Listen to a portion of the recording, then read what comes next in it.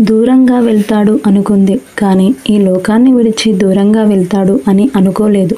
ఇన్నాళ్ల పరిచయంలో ఒక్కరోజు కూడా నిన్ను వదిలి ఉండలేదు.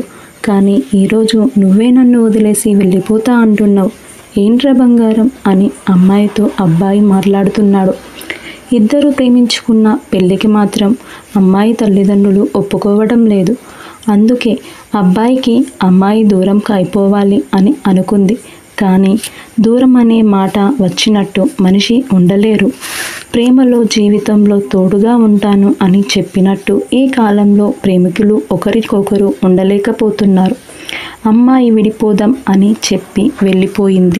కానీ అబ్బాయి మాత్రం ఒంటరితనాన్ని భరించలేకపోతున్నాడు.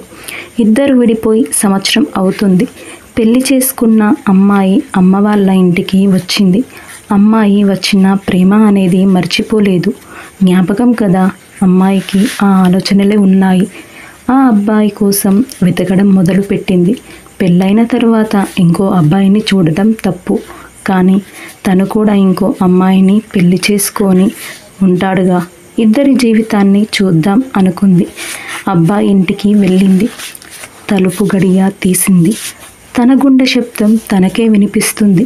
ఎన్నాళ్ళ తరువాత కలుస్తున్నాను, ఏమంటాడో అని భయం. కానీ ప్రేమించింది కదా, అంత ఈజీగా మర్చిపోలేదు. అందుకే ఎక్కడో ఉన్న చిన్న మూలన ఉన్న ప్రేమతో వెళుతుంది. అమ్మాయి ఇంట్లోకి అడుగు పెట్టింది. ఎవరూ కనిపించడం లేదు. చుట్టూ చూస్తుంది. ముందుకు వేస్తున్న అడుగు వెనక్కి వేసింది. గుండె శబ్దం 72 సార్లు కాదు, 144 సార్ల కన్నా ఎక్కువ వేగంగా కొట్టుకుంటుంది. ఎదురుగా అమ్మాయికి ఒక ఫోటో కనిపించింది. ప్రేమించిన మనిషి ఈ లోకం వదిలేశాడు, వెళ్ళి పెళ్లి చేసుకొని ఇంకొకరితో సంతోషంగా ఉంటాడు అనుకున్నా. కానీ నువ్వు నాతో లేని నిమిషం నేను ఉండలేను అని చెప్పే మాటల్ని తను నిజం చేశాడు. ఎక్కి వెక్కి ఏడుస్తుంది. గుండె పగిలేలా ఏడుస్తుంది. ఏడ్చి ఏడ్చి కన్నీరు కూడా ఇప్పుడు రాను అంటుంది.